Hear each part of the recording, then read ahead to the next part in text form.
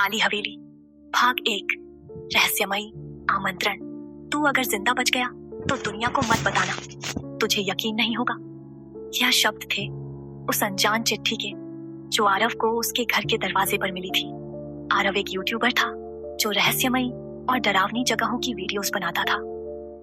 एक दिन उसे एक गुमनाम लिफाफा मिला जिसमें लिखा था, काली हवेली को मत छेड़ना, वरना जो तुझे देखेगा वो कभी न सो पाएगा।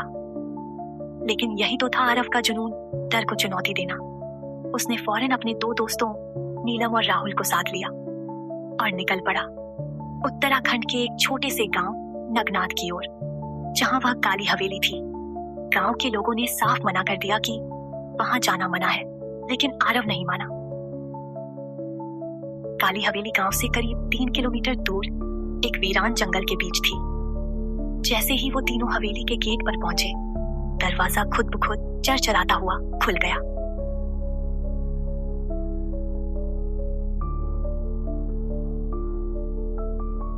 हवेली अंदर से किसी समय की रॉयल प्रॉपर्टी लगती थी, लेकिन अब टूटी हुई खंडहर जैसी थी।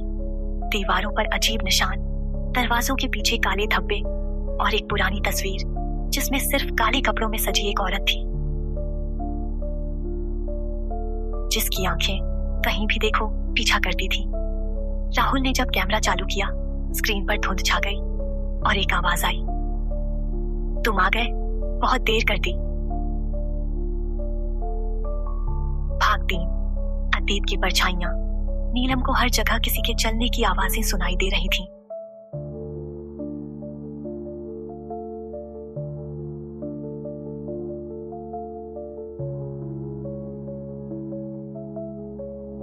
आरव को हवेली में एक पुरानी डायरी मिली जिसमें लिखा था, मैं रुद्रानी हूं, इस हवेली की अंतिम रानी। मुझे मेरे ही भाई ने काले जादू से मार डाला था।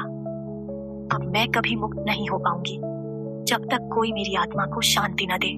धीरे धीरे हवेली जिंदा लगने लगी थी। दीवारों से खून टपकता, सीढ़ियों पर कोई बच्चा हंसता और रात को सोते समय किसी के रोने की आवाजें आती।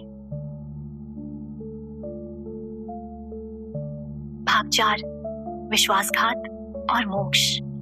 आरव ने तय किया कि वो रुद्रानी की आत्मा को मुक्त करेगा, लेकिन तब नीलम पर भूत का साया चढ़ गया।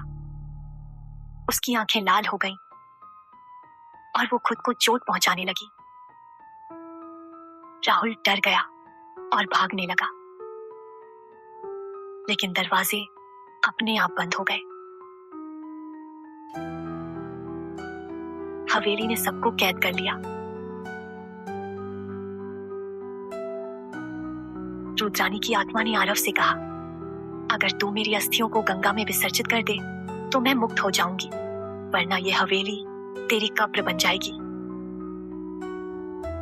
आरव किसी तरह नीलम को संभालता है और छिपे हुए तहखाने में जाकर रुद्रानी की अस्थियां ढूंढता है। तभी हवेली हिलने लगती है, दीवारें चिल्लाने लगती हैं। एक अदृश्य शक्ति आरव का पीछा करती है। आखिरी मिनटों में वो अस्थियों को लेकर भागता है और जंगल के रास्ते गंगा तट पर पहुंचता है। जैसे ही वो अस्थियां विसर्जित करता है, एक सफेद रोशनी आसमान में फैल जाती है। हवेली अचानक जल जाती है और सारी आत्माएं मुक्त हो जाती हैं। नीलम बेहोश थी, लेकिन अब ठीक थी। राहुल भी कहीं छुप गया था, लेकिन बाद में वो भी मिल गया। तीनों ने तय किया कि वो कभी भी ऐसे खेल में नहीं पड़ेंगे। लेकिन जब आरव घर पहुंचा और कैमरा देखा, उसमें आखिरी फ्रेम में वही औरत मुस्कुरा रही थी और कैमरे के स्क्रीन पर लिखा था, शांति तो मिल गई, लेकिन तुझे कौन छोड़ेगा।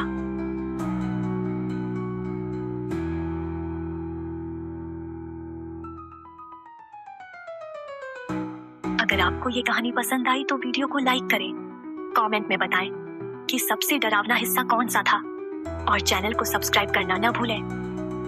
ऐसी ही कहानियों के लिए बने रहिए। अगला किस्सा हो सकता है आपका हो।